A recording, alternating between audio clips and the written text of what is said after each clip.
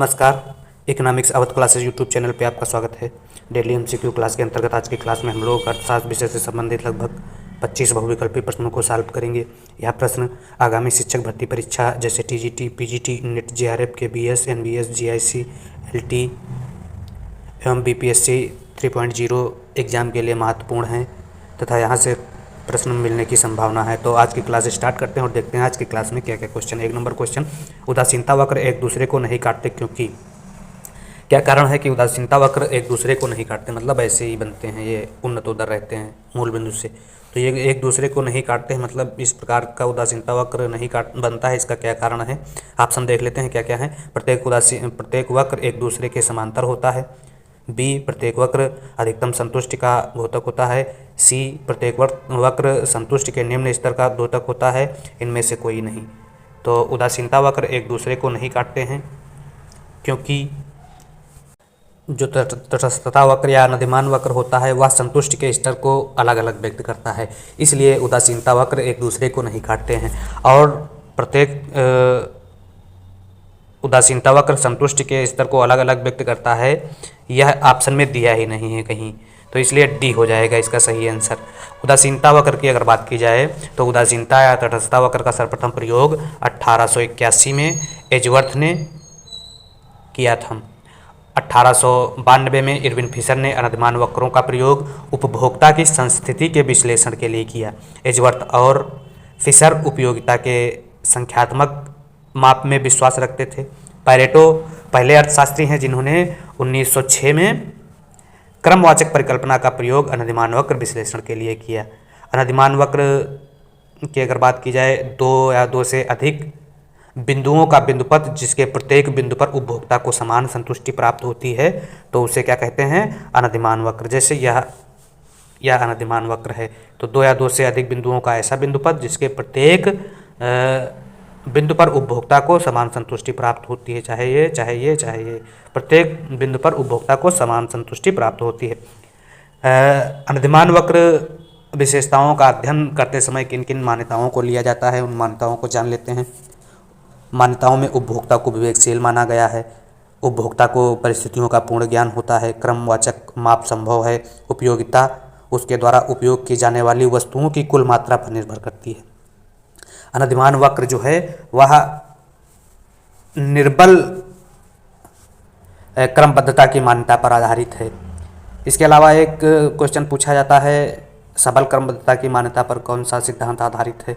तो प्रकटित अधिमान सिद्धांत जो है सबल क्रमबद्धता पर आधारित है, और उदासीनता वक्र या अनधिमान वक्र जो है निर्बल क्रमबद्धता की मान्यता पर आधारित है। इसके अलावा प्रतिस्थापन की सीमा दर घटती हुई होती है, और आईसी वक्र अनधिमान वक्र के संबंध में सतर्कता तथा स्थिरता की मान्यता ली गई है। अगर अनधिमान वक्र के विशेषताओं की बात की जाए तो अनधिमान वक्र जो है का ढाल ऋणात्मक होता है, अर्थात ऊपर से नीचे गिरता हुआ, या कह सकते हैं बाएं से दाएं की तरफ गिरता हुआ होता है। अनधिमान वक्र का ढाल कैसा होता है? ऋणात्मक होता है। इसके ढाल ऋणात्मक या बाएं से दाएं नीचे गिरने होने का कारण जो है उपभोक्ता मुख्य कारण होता है। जब उपभोक्ता एक वस्तु की मात्रा में कमी करता है तो दूसरे वस्तु की मात्रा बढ़ाता है, क्योंकि समान संतुष्टि प्राप्ति के लिए यह आवश्यक शर्त मानी गई है। तो आईसी वक्र ऋणात्मक ढाल का होता है घटती हुई सीमांत प्रतिस्थापन दर के कारण। अगला जो विशेषता है वह है 2 अनधिमान वक्र एक दूसरे को ना तो काट सकते हैं और ना स्पर्श कर सकते हैं। इसका मुख्य कारण यह है कि क्योंकि प्रत्येक आईसी वक्र संतुष्टि के अलग अलग स्तर को व्यक्त करता है, इसलिए 2 अनधिमान वक्र ना तो एक दूसरे को काट सकते हैं और ना स्पर्श कर सकते हैं। उदासीनता वक्र मूल बिंदु की ओर उन्नतोदर होता है, तो उदासीनता वक्र मूल बिंदु की ओर उन्नतोदर होता है, जो है बना है उदासीनता वक्र मूल बिंदु की ओर उन्नतोदर होने का मतलब हुआ कि प्रतिस्थापन की घटती हुई सीमांत दर के कारण मूल बिंदु की ओर उन्नतोदर एवं ऋणात्मक होता है। इसके अलावा निम्न अनधिमान वक्र की तुलना में उच्च अनधिमान वक्र अपेक्षाकृत अधिक संतुष्टि के स्तर को व्यक्त करता है। मतलब नीचा अनधिमान वक्र जो होगा वह नीची संतुष्टि या कम संतुष्टि स्तर को व्यक्त करेगा, ऊंचा अनधिमान वक्र जो है ऊंची संतुष्टि को व्यक्त करेगा। इसमें अनधिमान वक्र फर्स्ट जो है कम संतुष्टि के स्तर को व्यक्त करेगा और अनधिमान थर्ड जो है अधिक संतुष्टि के स्तर को व्यक्त करेगा। अनधिमान वक्र अंडाकार नहीं हो सकता है। अनधिमान वक्र जो है अक्षों को स्पर्श नहीं कर सकता है। इसके अलावा पूर्ण स्थानापन्न वस्तु की स्थिति में आईसी वक्र एक सीधी रेखा के रूप में होगा। पूर्ण स्थानापन्न वस्तु की स्थिति में आईसी वक्र जो है एक सीधी रेखा के रूप में होगा, इस प्रकार से। इसके अलावा जब वस्तुएं पूर्णतः पूरक होती हैं तो आईसी वक्र जो है एल आकार का होगा, या कह सकते हैं समकोण या आधार अक्ष के समांतर होगा।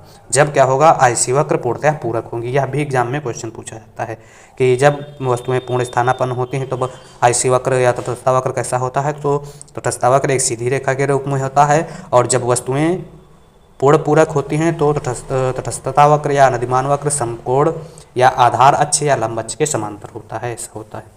अगला क्वेश्चन है, तो यह जो मुख्य बातें थी अनधिमान वक्र के संबंध में प्रमुख बातें थी और यहाँ से क्वेश्चन एग्जाम में मिल सकता है। अगला जो क्वेश्चन है 2 नंबर क्वेश्चन क्या कह रहा है, एक फर्म के कुल स्थिर लागत का ढाल कैसा होता है। तो एक फर्म के कुल स्थिर लागत का ढाल जो है वह 0 होता है। 2 का सही आंसर ए है। फर्म के स्थिर लागत मतलब टोटल फिक्स्ड कास्ट। कुल स्थिर लागत क्या है? कुल स्थिर लागत, कुल स्थिर लागत को पूरक लागत, संक कास्ट, ऊपरी लागत भी कहा जाता है। टीएफसी या कुल स्थिर लागत का संबंध उत्पादन से नहीं होता है। यह उत्पादन की मात्रा को प्रभावित नहीं करता है। कुल स्थिर लागत को मार्शल जो है पूरक लागत के नाम से संबोधित करते हैं। अल्पकाल की वह लागत जो उत्पादन की मात्रा से प्रभावित या परिवर्तित नहीं होती है उसे टीएफसी कहते हैं। यह टीएफसी का आरेख है, टोटल फिक्स्ड कास्ट। टीएफसी का ढाल प्रत्येक बिंदु पर 0 होता है और टीएफसी जो है आधार अक्ष के समांतर होता है। इसका ढाल टीएफसी का क्या है? प्रत्येक बिंदु पर 0 होता है तथा टीएफसी का संबंध उत्पादन से नहीं होता है और टीएफसी को पूरक लागत, संक कास्ट और ऊपरी कास्ट के नाम से भी जाना जाता है और पूरक लागत जो है मार्शल इसको कहते हैं। तो यह टीएफसी के संबंध में कुछ महत्वपूर्ण बातें थी। इसके अलावा एक लागत की अवधारणा में टीवीसी टोटल वेरिएबल कास्ट कुल परिवर्तनशील लागत है, तो इसे प्राथमिक लागत भी कहा जाता है। अल्पकाल में उत्पादन की वह लागत जो उत्पादन की मात्रा में परिवर्तन से प्रभावित होती है, टीवीसी कहते हैं। अल्पकाल की वह लागत जो उत्पादन की मात्रा में परिवर्तन से प्रभावित होती है उसे टीवीसी कहते हैं। टीवीसी का संबंध जो है उत्पादन की मात्रा से होता है। ध्यान रखने वाली बात है कि टीएफसी का संबंध उत्पादन की मात्रा से नहीं होता है, लेकिन टीवीसी का संबंध जो है उत्पादन की मात्रा से होता है। अगर टीवीसी के ढाल की बात की जाए तो टीवीसी का ढाल जो है यह 3 ढाल वाली होती है। टीवीसी 3 ढाल वाली होती है। आरंभ में उत्पादन बढ़ने पर टीवीसी बढ़ती है, लेकिन घटती दर पर एक बिंदु पर स्थिर होने के बाद जब उत्पादन की मात्रा बढ़ाई जाती है तो टीवीसी तेजी से बढ़ती है। टीवीसी मूल बिंदु से निकलती है। अगर उत्पादन 0 होता है तो टीवीसी भी 0 होती है। उत्पादन अगर 0 होता है तो परिवर्तनशील लागत भी 0 होती है। अगला क्वेश्चन जो है, इसके अलावा एक होता है टीसी। तो टीसी कुल कास्ट क्या हो जाएगी? तो टीसी बराबर होता है, यह भी सूत्र एग्जाम में पूछा जाता है, टीसी बराबर होता है टीएफसी प्लस टीवीसी। मतलब कुल लागत, कुल परिवर्तनशील लागत और कुल स्थिर लागत का योग होती है। तो टीसी का आरेख जो है वह या टीसी का आरेख हो जाएगा, टीसी या टीसी हो जाएगी, और यह टीएफसी हो जाएगी, और यह जो आरेख है टीवीसी का हो जाएगा। अगला क्वेश्चन है 3 नंबर क्वेश्चन, निम्न मांग वक्रों में कौन सा स्थिर लोच वाला वक्र नहीं है? तो स्थिर लोच वाला वक्र जो है रैखिक नहीं है, ए ऑप्शन सही है। अगला क्वेश्चन है 4 नंबर क्वेश्चन, आय में क्षतिपूरक परिवर्तन पर निर्भर है। तो आय में क्षतिपूरक परिवर्तन किस पे निर्भर है? स्लटस्की की स्थानापन्नता प्रभाव पर, हिग्स की स्थानापन्नता प्रभाव पर, ए तथा बी दोनों एंजिल वक्र पर। तो आय में क्षतिपूरक परिवर्तन जो है यह हिग्स की स्थानापन्नता प्रभाव पर निर्भर है, बी ऑप्शन सही है 4 का। अगला 5 नंबर क्वेश्चन है, समोत्पाद वक्र का ढाल मापता है पैमाने के प्रतिफल को, घटते सीमांत प्रतिफल को, सीमांत उत्पादन का अनुपात, प्रतिस्थापन की सीमांत दर। तो समोत्पाद वक्र का ढाल जो है प्रतिस्थापन की सीमांत दर को मापता है। तो सही हो जाएगा 5 का डी ऑप्शन। क्या है समोत्पाद वक्र? समोत्पाद वक्र जो है एक समोत्पाद वक्र जो है दो साधन जिसमें श्रम एवं पूंजी को लिया जाता है कि उन विभिन्न संयोगों को प्रदर्शित करता है जिनमें समान मात्रा में उत्पादन होता है। अगर समोत्पाद वक्र की विशेषताओं की बात की जाए तो समोत्पाद वक्र का ढाल MRTS व्यक्त करता है, मतलब प्रतिस्थापन की सीमांत दर को व्यक्त करता है। समोत्पाद वक्र को सममात्रा वक्र भी कहा जाता है। तकनीक प्रतिस्थापन दर के स्थिर रहने के कारण समोत्पाद वक्र मूल बिंदु की ओर उन्नतोदर होता है। तो यह कुछ समोत्पाद वक्र की विशेषताएं थी। अगला क्वेश्चन है 6 नंबर क्वेश्चन, सीमांत आय शून्य होती है यदि मांग की लोच। तो सीमांत आय कब शून्य होती है? जब मांग की लोच 1 के बराबर होती है। तो सीमांत आय जब 1 के बराबर, जब मांग की लोच 1 के बराबर होती है तो सीमांत आय शून्य होती है। बी ऑप्शन सही है। यह याद रखने वाली बात है, यह एग्जाम में यह भी बहुत क्वेश्चन रिपीट करता है कि सीमांत आय कब शून्य होती है? तो जब मांग की आय लोच 1 के बराबर होती है तो सीमांत आय शून्य होती है। अगला क्वेश्चन है ओपेक तेल निर्यात पर नियंत्रण रखता है कब? राष्ट्रपातन द्वारा, एकाधिकार के द्वारा, कार्टेल द्वारा, इनमें से कोई नहीं। तो कार्टेल के द्वारा जो है ओपेक एक संगठन है जो तेल निर्यात पर नियंत्रण रखता है। सी ऑप्शन सही है 17 का। 8 नंबर क्वेश्चन है कार्टेल एक भाग है किस बाजार का? एकाधिकार का, एकाधिकारिक प्रतियोगिता का, अल्पाधिकार का, पूर्ण प्रतियोगिता का। तो कार्टेल जो है अल्पाधिकार बाजार का एक भाग है। अल्पाधिकार सी ऑप्शन में दिया गया है तो इसलिए 8 का सही आंसर सी है। 9 नंबर क्वेश्चन है निम्न चित्र में उत्पादन बंद करने का बिंदु कौन सा है? तो इस चित्र में उत्पादन बंद करने का बिंदु जो है वह सी है। अब सी क्यों है? परिवर्तनशील लागत के बराबर जब लागत प्राप्त होती है तो क्या होता है? उत्पादन बंद कर देता है। तो इसमें सी ऑप्शन में ऐसा हो रहा है और सी ऑप्शन उत्पादन बंद करने का बिंदु है। 9 का सही आंसर डी है। अगला 10 नंबर क्वेश्चन, खेल सिद्धांत के विचार का प्रतिपादन सर्वप्रथम किसने किया? तो प्रोफेसर वान न्यूमैन तथा मॉर्गेस्टन ने, प्रोफेसर जेके गालब्रेथ ने, प्रोफेसर स्टिगलर ने, प्रोफेसर मैकनल ने। तो खेल के सिद्धांत का सर्वप्रथम प्रतिपादन जो है प्रोफेसर वान न्यूमैन मॉर्गेस्टन ने किया था। ए ऑप्शन सही है 10 का। अगला 11 नंबर क्वेश्चन, एक एकाधिकारी साम्य उस स्थिति में निर्धारित होगा। तो एक एकाधिकारी का साम्य जो है MR और MC जब बराबर होगा तब निर्धारित होगा। जब MR और MC बराबर होगा तब एकाधिकारी का संतुलन होगा। और MR MC जो है कहाँ पे बराबर है? ए पे बराबर है। 11 का सही आंसर ए है। अगला 12 नंबर क्वेश्चन, उस बाजार व्यवस्था को क्या नाम दिया जाता है जिसमें केवल एक क्रेता और एक विक्रेता होता है? तो उस बाजार व्यवस्था को जिसमें एक क्रेता और एक विक्रेता होता है उस बाजार व्यवस्था को क्या नाम दिया जाता है? पूर्ण प्रतियोगिता बाजार, एकाधिकार बाजार, एकाधिकारात्मक बाजार, द्विपक्षीय एकाधिकार। तो ध्यान रखने योग्य बात है कि जिस बाजार में या जिस बाजार व्यवस्था में एक क्रेता और एक विक्रेता होता है उसे द्विपक्षीय एकाधिकार कहा जाता है। तो डी ऑप्शन सही है इसका मतलब 12 नंबर क्वेश्चन का सही आंसर डी है। अगला 13 नंबर क्वेश्चन क्या कह रहा है? 13 नंबर क्वेश्चन है एक संतुलित बजट का गुणांक मान्यताओं के अंतर्गत है।